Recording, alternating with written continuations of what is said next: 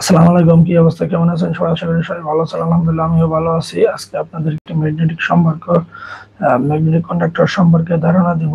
আপনারা একটু মনোযোগ সহকারে ভিডিওটি দেখুন, অনেক উপকার হবে ইনশাল্লাহ।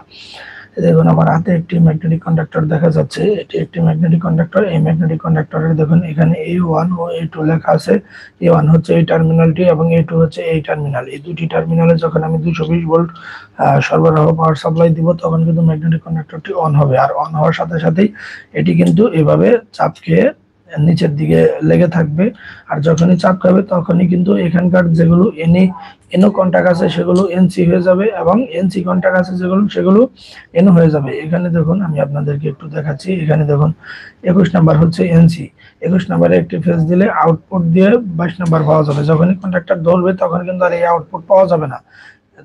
এখানে আছে L1, L2, L3, এই তিনটা হচ্ছে তিনটা ফেজ ইনপুট, মেন এনো কন্ট্রাক্ট। এই তিনটাতে আপনি যখন ফেজ দিবেন তখন কিন্তু T1, T2, T3 দিয়ে তিনটি আউটপুট বের হয়ে আসবে যখন এই কন্ট্রাক্টরটি ধরবে।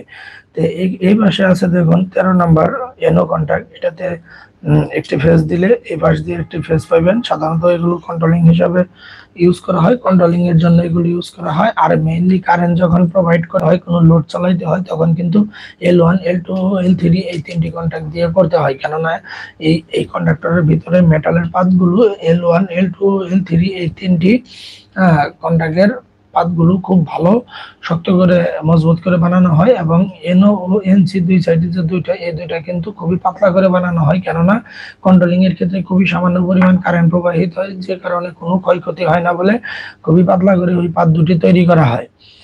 তো এটা হচ্ছে ম্যাগনেটিক কন্ডাক্টর। আপনাদের একটু ম্যাগনেটিক কন্ডাক্টরের সম্পর্কে বলে দিচ্ছি। দেখুন, এখানে একটু খেয়াল করুন যে কন্টিনিউয়াস কারেন্ট হচ্ছে 28 অ্যাম্পিয়ার।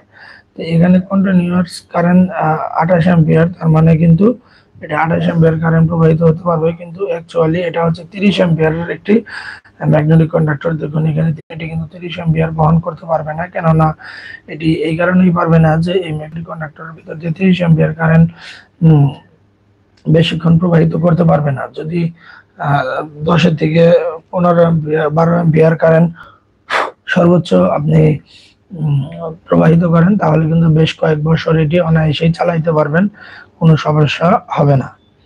তো সেই জন্য যে রেটিং লেখা থাকবে সেটি কিন্তু আপনারা দিবেন না, তার থেকে অনেক কম লোড প্রবাহিত করবেন। যাই হোক, আমি আর টপিক ছিল ম্যাগনেটিক কন্ডাক্টর নিয়ে। এই ম্যাগনেটিক কন্ডাক্টর আপনারা যেটা দেখতে পাচ্ছেন, এটি কিন্তু খুবই ভালো মানের একটি ম্যাগনেটিক কন্ডাক্টর, ফুজি ব্র্যান্ডের একটি ম্যাগনেটিক কন্ডাক্টর এটি।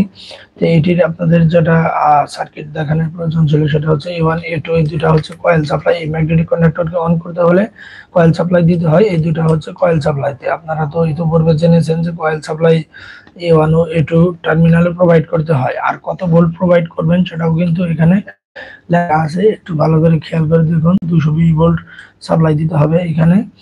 আর যেটা 24 ভোল্ট দিতে হয় সেটা 24 ভোল্ট লেখা থাকে। এখানে আমি যে ম্যাগনেটিক কন্ডাক্টর দেখালাম, এটি 220 ভোল্টের ম্যাগনেটিক কন্ডাক্টর, ওখানে লেখা আছে তাই। আর এই ম্যাগনেটিক কন্ডাক্টর কিন্তু একটি সুইচিং ডিভাইস। যখন এই ম্যাগনেটিক কন্ডাক্টরে আপনি পাওয়ার দিবেন, তখন কিন্তু ম্যাগনেটিক কন্ডাক্টরটির সাথে সাথে অন হয়ে যাবে। আর যখন আপনি পাওয়ারটি অফ করবেন, তখন কিন্তু ম্যাগনেটিক কন্ডাক্টরের পাওয়ারটি ছেড়ে দিবে। সো গাইস, এই ম্যাগনেটিক কন্ডাক্টরের পাওয়ারটি ধরে রাখার জন্য আপনাকে যেটা করতে হবে সেটা হচ্ছে যে একটি